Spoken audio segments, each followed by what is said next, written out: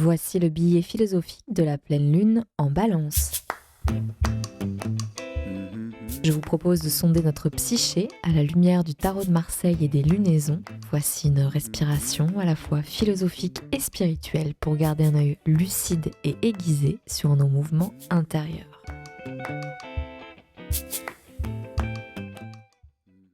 Bonjour tout le monde, j'espère que vous allez bien. Merci d'être au rendez-vous pour ce billet philosophique de la Balance, de la pleine lune en Balance. Je sais que parmi vous, il y a plusieurs personnes qui sont toujours très excitées, très impatientes d'écouter ce billet. Et cela me réjouit parce que cela veut dire que mes mots résonnent en vous et que vous y trouvez de l'inspiration pour pouvoir mener à bien cette semaine, ces prochains jours qui vont arriver. Et donc c'est top, c'est génial si ça peut vous aider en fait. C'est ça qui me fait vraiment très plaisir. Donc cette pleine lune en Balance, qu'est-ce qu'elle nous réserve ?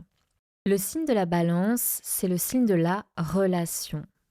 Les personnes qui sont nées sous le signe de la Balance, peut-être vous pourrez me dire en message privé si cela vous parle, ont un goût prononcé pour les arts, pour les belles choses, pour l'harmonie.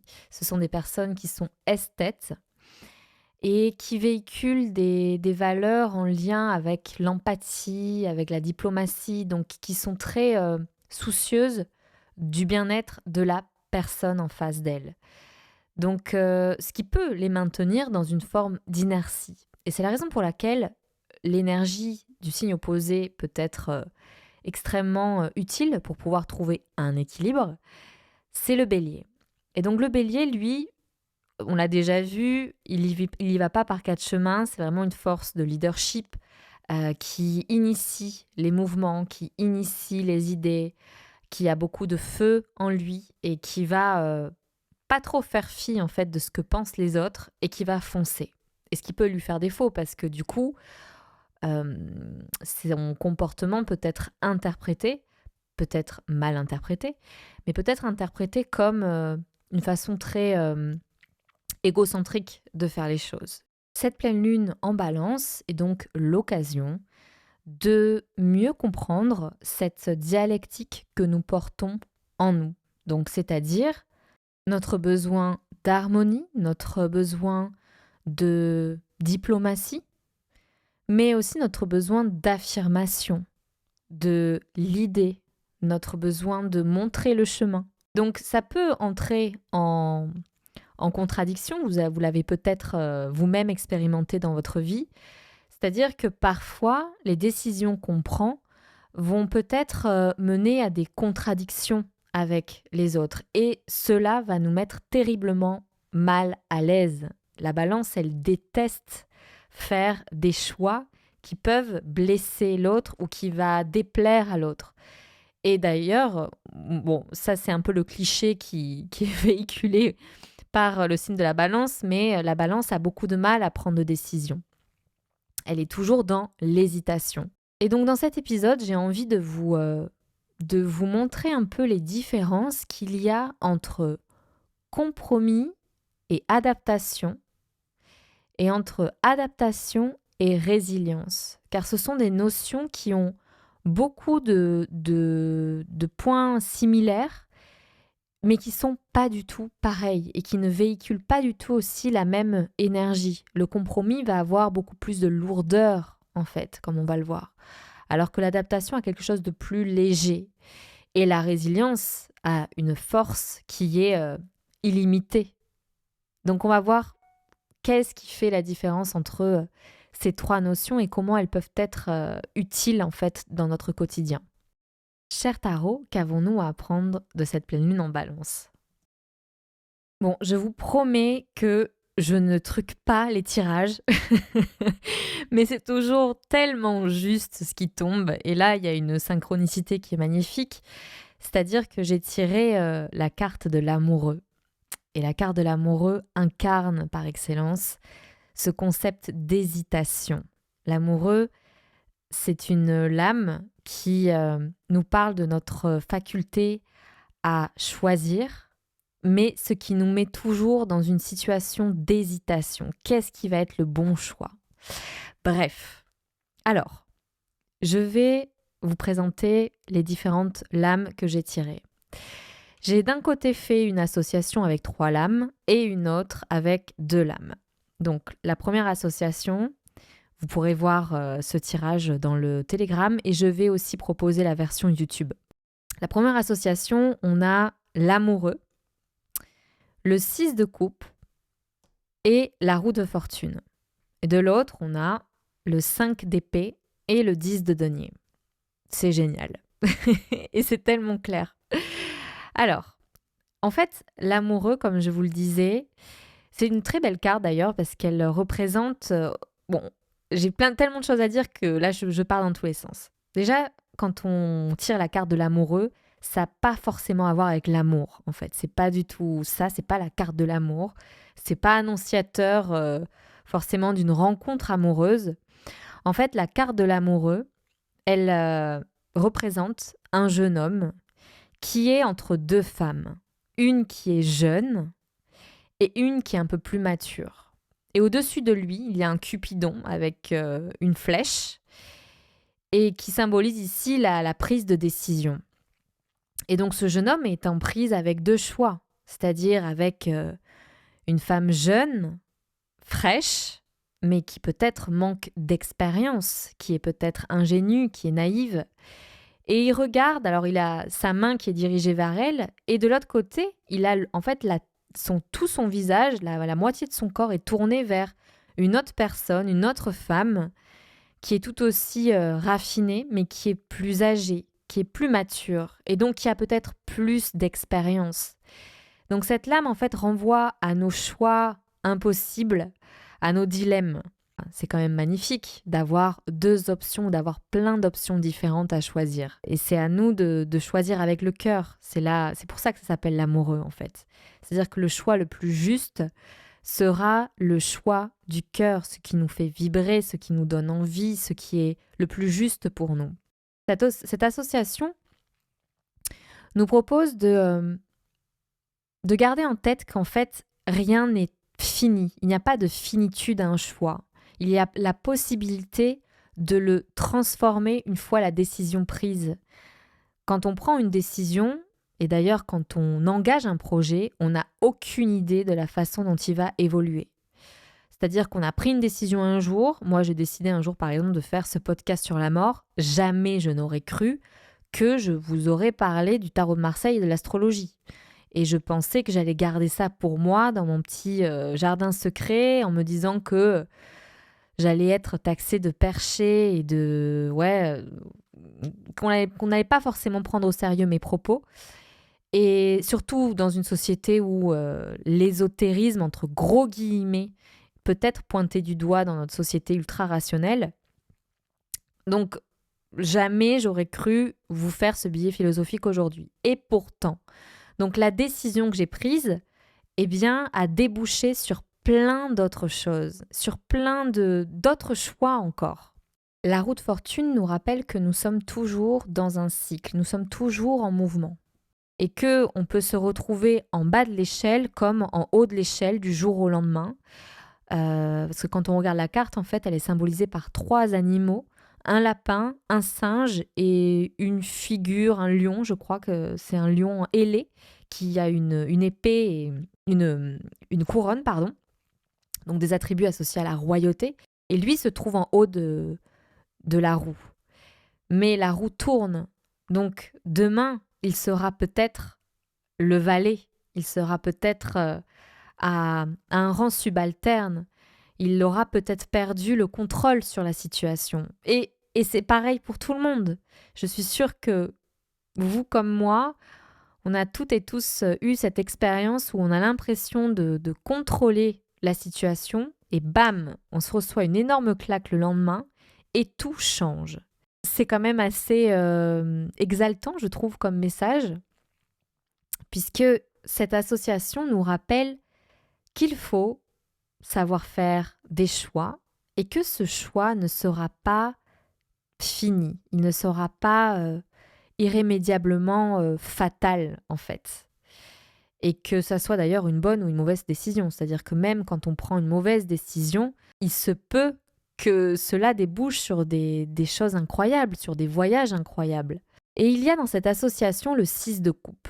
Le 6 de coupe renvoie à notre empathie, à notre façon de vivre en concomitance avec le monde, de vivre en harmonie avec lui et de faire en sorte que on résonne avec le monde extérieur, qu'il n'y ait pas de rupture entre nous et le reste du monde. Donc ce qui implique d'avoir des relations harmonieuses, qui implique d'avoir des échanges constructifs. Mais le problème, c'est qu'avec ce type de comportement, on peut tomber dans le compromis. Et je déteste ce fameux compromis. J'en ai déjà parlé dans un épisode, je ne sais plus lequel, mais je vous ai déjà parlé de cette notion-là. Le compromis, c'est quelque chose qu'on nous assène depuis notre enfance, où on nous dit « il va falloir que tu fasses des compromis dans la vie parce que la vie, c'est comme ça. » quoi. En fait, le compromis, le problème du compromis, c'est que déjà, il y a le mot promesse dedans. Il y a une forme de loyauté qui entache ce concept, dans le sens où, comme on l'a vu dans l'épisode précédent, il y a des loyautés qui peuvent être très enfermantes, très emprisonnantes, étouffantes même. Quand on fait un compromis, on a envie de faire plaisir à la personne qu'on a en face de nous, au détriment de ce que nous, on voudrait. Et donc, on a l'impression de faire quelque chose de bien, puisque cela va rendre heureuse la personne en face de nous. Donc ça peut être notre partenaire, notre collègue de travail, notre ami, etc. Or, dans cette histoire, il y a une personne qui sera lésée, qui est vous, qui avez fait ce compromis, et qui mettait entre parenthèses quelque chose que vous auriez aimé voir, que vous auriez aimé construire, que vous mettez de côté. Et donc forcément, le compromis va déboucher sur des frustrations, sur des peurs, sur des tristesses, et donc sur le long terme, sur de l'amertume, voire des relations qui vont être plutôt toxiques, puisqu'elles ne vont pas vous faire du bien et vous allez retourner cette frustration contre la personne. Donc à la base, ce compromis, vous l'aviez fait pour faire plaisir à l'autre personne, et là vous vous retrouvez dans une situation qui est bloquante et qui ne vous fait pas plaisir, qui ne vous rend pas heureuse. Qu'est-ce qu'il faudrait donc faire ? Et je crois que le 6 de coupe nous met sur la piste. Le 6 de coupe nous parle d'adaptation au monde, de s'adapter, de savoir s'adapter. Alors, est-ce que ça veut dire d'être passif face à une situation et d'accepter bêtement ce qui se passe autour de nous ? Le compromis se fait, comme on a dit, à travers des principes de loyauté, qui peuvent être conscients ou inconscients. Alors que l'adaptation, elle a lieu quand on est face à une crise, quand on est face à un changement inattendu, et donc qu'on doit trouver une solution pour s'adapter à la situation, pour essayer de être apte à pouvoir vivre cette situation. Donc très bêtement, par exemple, quand on fait du yoga, on fait une posture, on n'y arrive pas, mais si on pose le pied par là, tiens, là je vais trouver plus d'aisance pour faire la posture, je vais me sentir mieux. Alors que si j'avais mis le pied autrement, eh bien je me serais peut-être cassé la figure. Donc en fait, c'est de faire preuve de créativité, déjà ça c'est sûr, de malléabilité et de se donner la peine, de se donner l'espace pour pouvoir tenter quelque chose. Et petit à petit, on essaie de trouver du confort dans l'inconfort. Et c'est toute la proposition du yoga d'ailleurs. C'est d'essayer de trouver dans ces douleurs joyeuses, comme disait mon prof de yoga, de trouver un certain équilibre, une certaine paix, une harmonie. L'adaptation implique aussi un échange. Quand on est dans une soirée mondaine, par exemple, et que vous rencontrez quelqu'un que vous qualifierez de gros connard, excusez-moi le terme, mais je suis sûre que ça vous est déjà passé par la tête, de faire preuve d'adaptabilité, ça va faire développer des qualités qu'on n'avait pas soupçonnées, c'est-à-dire de tolérance, de compréhension. Et c'est vrai que c'est dur de faire preuve d'adaptation. C'est Ça remet en cause beaucoup de nos schémas mentaux et je vais vous en reparler dans la suite de ce tirage. Mais en tout cas, c'est une invitation à composer avec d'autres personnes et aussi à temporiser notre ego. Parce que parfois, il ne s'agit pas d'une simple confrontation liée à une différence de valeur. C'est juste notre ego qui a envie, lui aussi, de s'exprimer haut et fort et de dire « Non, moi, je sais comment il faut penser. Moi, je sais la vérité. Donc, tais-toi et de toute façon, t'es qu'un gros connard. » Je vous laisse méditer sur ça et on va passer à la suite.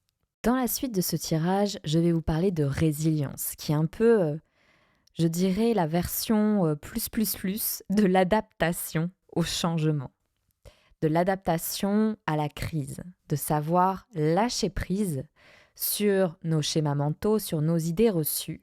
Et c'est ce que symbolise ce 5 d'épée. Le 5 d'épée, c'est l'explosion des schémas mentaux, de ce qui est ancré en nous de façon tellement viscérale qu'on n'envisage même pas d'autres postures d'action, d'autres postures de pensée. Mais alors, vous allez sûrement penser que c'est complètement le contraire de l'adaptation. En fait, la résilience implique la transformation d'un système de valeurs dans son ensemble. Ce n'est pas une adaptation qui est ponctuelle. La résilience, c'est vraiment sur le long terme. Certains chercheurs scientifiques se penchent sur la résilience au changement climatique. Eux ne parlent pas d'adaptation au changement climatique, puisque l'adaptation résulterait seulement d'une réaction liée à un stress, à un changement, mais qui n'implique pas de transformation, de refonte du système dans son ensemble. Alors que la résilience implique cela. La résilience face au changement climatique impliquerait de changer tout le système d'interdépendance planétaire, impliquerait de changer nos modes de vie, impliquerait notre façon d'appréhender l'agriculture, par exemple, parce que la façon dont on a de cultiver nos aliments est totalement obsolète, voire destructrice de l'environnement. Elle est fragmentaire en plus, puisque la France n'est plus autonome d'un point de vue alimentaire. Donc en fait, tout le système est à repenser pour pouvoir s'adapter de façon pérenne au changement climatique. Et donc la résilience implique de prévoir, d'anticiper des changements et donc de cultiver des ressources pour pouvoir mieux traverser les changements à venir. Donc si je transpose le concept de résilience par exemple à nos émotions, faire preuve de résilience émotionnelle face à un choc par exemple, c'est aller puiser dans des ressources pour pouvoir traverser ce choc et être capable de rebondir.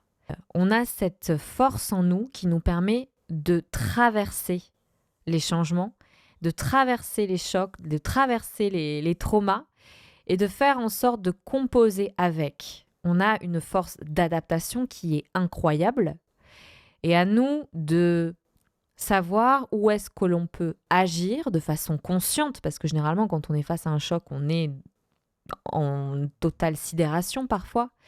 Mais si on nourrit au préalable des ressources pour pouvoir traverser les changements, eh bien la crise sera d'autant plus douce. Et c'est la même chose en fait pour tout ce qui nous arrive dans la vie. Cette pleine lune en balance nous parle bien d'équilibre, d'harmonie. Parce qu'en effet, parfois on a dû faire des compromis de façon consciente ou inconsciente qui nous permettaient de maintenir, de cultiver l'harmonie dans notre couple, avec nos amis, avec nos collègues de travail, mais qui malheureusement mettaient à mal nos élans les plus profonds. Je vous propose donc d'aller introspecter des moments où vous avez fait preuve d'adaptation, à quel moment vous avez fait preuve de résilience, quelles sont les ressources que vous avez sollicitées pour pouvoir traverser des changements de vie, des crises, et ainsi mieux cerner les différences qu'il y a entre ces trois notions qui sont fondamentales. Je sais qu'il y a une phrase que je peux vous partager ici qui me fait beaucoup de bien et qui met tout de suite de la clarté dans mon esprit quand j'ai un problème, quand je dois surmonter un épisode de stress. je me dis, je prends les stoïciens et je me dis où est-ce que je peux agir? Qu'est-ce qui est hors de mon contrôle? Qu'est-ce qui ne l'est pas? Où est-ce que je peux agir pour faire en sorte que j'arrive entière à la fin de l'étape, à la fin du petit voyage, à la fin de l'expérience que la vie m'envoie? Et vous verrez que la réponse arrive tout de suite, hein. Soit vous n'avez pas fait le nécessaire, soit en effet il y a des choses qui sont hors de notre contrôle et donc du coup il faut savoir lâcher prise et composer avec, essayer de trouver de nouvelles solutions et ainsi de suite. Et on peut ainsi temporiser notre stress, temporiser nos peurs. En tant qu'être humain, l'action nous rassure parce qu'elle nous fait croire, notre cerveau nous fait croire qu'on est en train de trouver une solution et de faire en sorte de conserver notre intégrité physique et émotionnelle. Mais avant d'agir, il faut penser, il faut reposer nos pensées.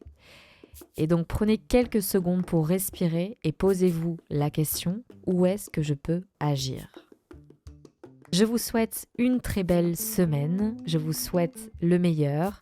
Tiens, mon téléphone sonne, donc c'est le moment où je dois y aller. Je vous fais des gros bisous, prenez soin de vous. Je voulais aussi vous dire qu'il reste 5 places encore pour vivre l'escapade Fleur de Cactus avec moi et avec l'équipe de thérapeutes, la petite équipe de thérapeutes que j'ai créée. Donc n'hésitez pas à me contacter si vous voulez en savoir plus. Je sais que certaines personnes d'entre vous étaient vraiment enthousiastes à faire cette retraite, mais que le budget bloque un peu. Donc n'hésitez pas à m'en faire part et je verrai ce que je peux faire. Donc voilà. Je vous fais des bisous, prenez soin de vous, à très bientôt.